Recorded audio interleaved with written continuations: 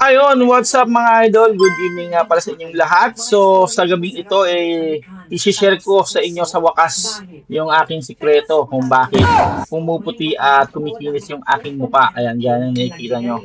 Pinupunasan tayo ng tiyang ng mahiwagang panlinis ng muka. Tapos ngayon naman is a-applyan tayo ng pinagbabawal na beauty product at aaminin natin yan mamaya. So, abangan nyo lang kayo. Nakita nyo? Nakita nyo ba yon?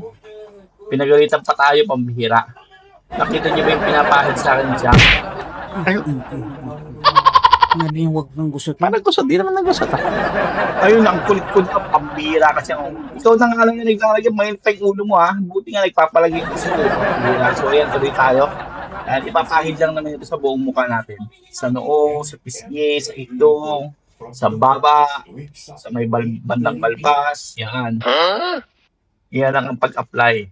Lalagyan ng bawat sulok ang ating mukha ng Chinchanshu. Ito na nga yung ating Alam mong noo sikreto. mo palang kalahati na ng...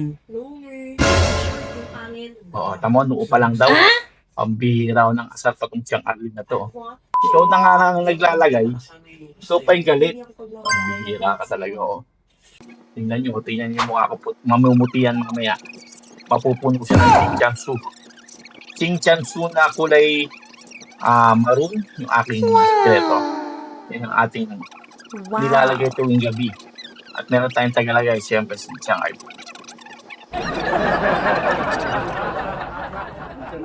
Hindi ko mag-ahit kasi ang hirap maglagay.